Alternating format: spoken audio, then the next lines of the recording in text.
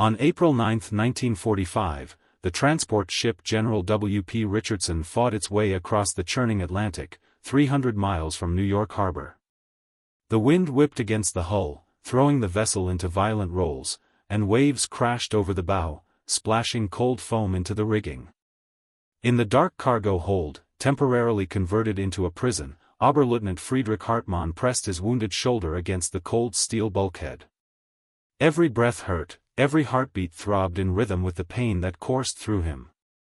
Morphine had worn off hours ago, leaving raw nerve endings screaming in protest. At 26, Friedrich was certain he would not survive the night. The shrapnel wound had been inflicted 6 weeks earlier during the German retreat near Remagen. Artillery fire had shredded his unit, and a jagged piece of American metal had ripped through his left shoulder. He remembered the impact as a strange pressure more than pain, followed by the sight of blood soaking his uniform. Dragged into a nearby cellar by his sergeant, he drifted in and out of consciousness for 3 days while the Wehrmacht crumbled around them. By the time American medics found the survivors, his shoulder was grotesquely swollen and streaked with red. A U.S. field surgeon had examined him, shook his head gravely, and muttered the word sepsis. Friedrich understood enough English to know that meant slow, agonizing death. They sprinkled sulfa powder over the wound, wrapped it carefully, and hauled him onto a truck bound for the coast. Weeks later, crossing an ocean he had only ever studied in maps, Friedrich counted the ways he might die: infection, a torpedo from a lurking U-boat, or the indifference of his captors. Why waste medicine on a German officer who had spent 4 years fighting to destroy their world? Around him, other wounded prisoners lay in silence or groaning, some praying, others simply enduring. Friedrich had long since stopped praying. Somewhere over France, he had decided God had abandoned Europe. The ship's engines shifted, boots clattered above, and American voices barked commands. Land approached. America. The enemy's home soil. His last thought before darkness claimed him was a small, fleeting wish, that he might see it before dying. What Friedrich did not know was that he was one of 380,000 German POWs who would pass through the United States between 1943 and 1946, more than the population of many American cities at the time. These prisoners represented every branch of the German military: Afrika Korps veterans hardened by desert warfare, U-boat crews who had hunted the Atlantic, Luftwaffe pilots whose missions had ended in death or capture, frontline infantry swept along by defeat, and officers captured during the Reich's collapse. They ranged from young conscripts barely old enough to shave to seasoned generals, from committed Nazis to professionals who had fought without ideology. The U.S. had accepted them partly because Britain was overwhelmed, and partly because American planners saw an opportunity. Prisoners treated well could become seeds of a democratic post-war Germany. The Geneva Convention demanded adequate food, shelter, medical care, and fair treatment. Following those rules with enemy combatants during total war was unusual, but the Americans applied them with meticulous rigor. Every camp, every routine, every officer had been trained in the idea that humane treatment was not an act of charity but a discipline of duty. When Friedrich awoke, he did not find himself in a filthy camp, but in a bright hospital room. Clean white sheets, antiseptic smells, freshly brewed coffee. Sunlight streamed through a high window, illuminating the faint dust motes in the air. Nurses moved calmly between beds filled with German and American patients, their motions deliberate and efficient, voices low and comforting. An American doctor approached, middle-aged, composed, professional. Switching to German, he explained that they had operated 6 hours earlier. The infection had been advanced, but the shrapnel had been removed, the wound thoroughly cleaned, and penicillin administered. "You should recover fully," he said. Friedrich stared at him, trying to reconcile the care he was receiving with everything he had been taught. "I am a prisoner," he murmured. "An enemy." "You're a patient," the doctor replied. The Hippocratic Oath knows no nationality. That simple statement struck Friedrich harder than any bullet or shrapnel ever could. No triage favoring Americans. No abandonment. The enemy had saved him simply because it was their duty. Over the next 3 days, Friedrich observed details that contradicted everything Nazi propaganda had taught him. Nurses tended him gently, adjusting 4 lines to avoid pulling at his bandaged shoulder. Doctors monitored his fever, changed dressings meticulously, and administered real pain medication. Each small act chipped away at the ideology he had been raised to believe. When the military police finally escorted him to Camp Shanks in New York, their professionalism astonished him. They treated him with firm courtesy, nothing like the arbitrary, brutal authority he had experienced in the Wehrmacht. Camp Shanks was an orderly complex of wooden barracks, paved roads, and clear signposts. Processing included medical exams, vaccinations, showers, new clothing, and storage for personal items. Even the jackets issued were lined for winter, demonstrating a level of foresight and care that stunned him. Inside the barracks, each bunk came with a mattress, locker, chair, and access to hot showers. His bunkmate, Feldwebel Klaus Zimmermann, explained the simple rules: don't fight, don't destroy property, don't escape, respect the guards. The Americans enforced these rules impartially, regardless of rank or previous status.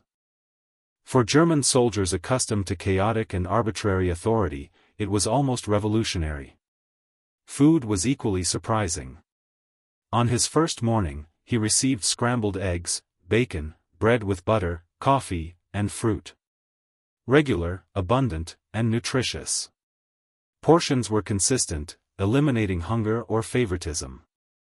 This routine would continue, day after day, providing physical stability amidst mental chaos.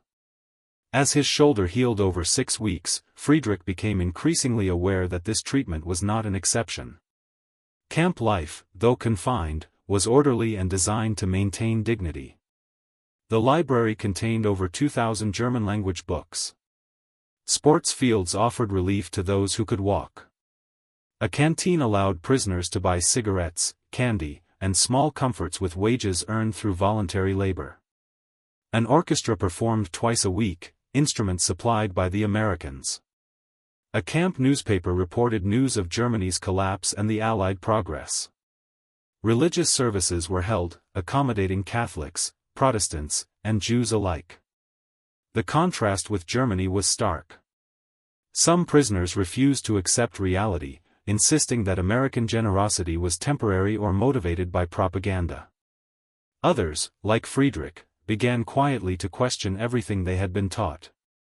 In August, an older officer died of heart failure. The Americans allowed a full military funeral, complete with a German flag draped over the coffin and U.S. officers attending respectfully. It was a small gesture, but to Friedrich it represented a radical departure from the cruelty he had expected. The solemnity, the silence, the reverence, it was a civility he had never imagined extended to a defeated enemy. Educational programs followed. English, mathematics, and democratic principles were taught not as indoctrination, but as practical skills. Friedrich attended English classes with Werner Schultz, a German officer quietly opposed to Nazism, who emphasized that language was access to information, and information was independence. Friedrich began to engage cautiously with Sergeant Miller, an American guard. Miller's straightforward humanity forced Friedrich to confront his preconceptions. "War's over," Miller explained. "You're just a guy trying to get by." For an American, that was ordinary. For Friedrich, it was revolutionary. The camps also hosted documentary screenings. At first, films displayed American cities untouched by war, skyscrapers, highways, productive farms. Then came the liberation footage, concentration camps, emaciated prisoners, piles of corpses, German signage, and official orders. Some insisted it was propaganda. Others admitted the camps existed but claimed they were exceptions. Friedrich and a growing number of prisoners faced the unbearable truth. The system they had served had committed atrocities beyond comprehension. Friedrich began recording his thoughts in a small notebook he had smuggled into the camp. He wrote about the shock of seeing orderly meals, heated barracks, and respectful medical care. He wrote about the tension between pride and shame, the cognitive dissonance between loyalty to his past and the undeniable truth of American fairness. In December, Friedrich entered an advanced re-education program. Americans did not dictate beliefs, they asked questions. What is democracy? How do you prevent tyranny? What responsibilities do citizens bear in a society? How does a nation rebuild after moral collapse? Discussions were animated, sometimes heated, but always respectful. Friedrich did not become an instant convert, but he listened, questioned, and slowly re-evaluated his rigid worldview. During this time, he also forged small friendships. Other POWs, some openly anti-Nazi, others cautious and skeptical, began sharing stories, exchanging letters with family back home, discussing books they had never read under Hitler's regime. Friedrich learned of resistance movements, civilian hardships, and underground efforts to protect Jews, information he had never encountered in uniform training. Each revelation expanded the mental space he had once confined to loyalty and obedience. By spring 1946, as repatriation approached, Friedrich was transformed. His shoulder had healed, his English had improved, and his bitterness had diminished. The Americans had treated him not as a defeated enemy, but as a human being. That unexpected humanity forced him to reconsider everything he had believed, and what kind of Germany he wanted to help rebuild. The country to which he returned no longer existed, but a new possibility had taken root. The camps had been an education, a mirror reflecting both the horrors of his past and the hope of an alternative future. For the first time since the war began, Friedrich Hartmann felt something he had not dared to hope for, the cautious outline of real possibility, of a Germany that might one day live up to principles he had glimpsed, even in captivity. In those final days, he walked along the camp's perimeter, listening to birds and feeling the wind on his face, noting the faint stirrings of spring in the grass. He remembered the darkness of that Atlantic crossing, the agony of his shoulder, the fear of death, and he understood now that survival had been more than chance. It had been a lesson in morality, discipline, and human decency, one that he would carry into a broken, rebuilding world. Even as he boarded the ship home, Friedrich felt the weight of responsibility pressing on him. Not just to survive, but to carry forward the vision of a Germany that could be different. For the first time, hope was no longer a fleeting thought, it was a guide, fragile but steady, lighting the way forward into a world still scarred but not entirely lost.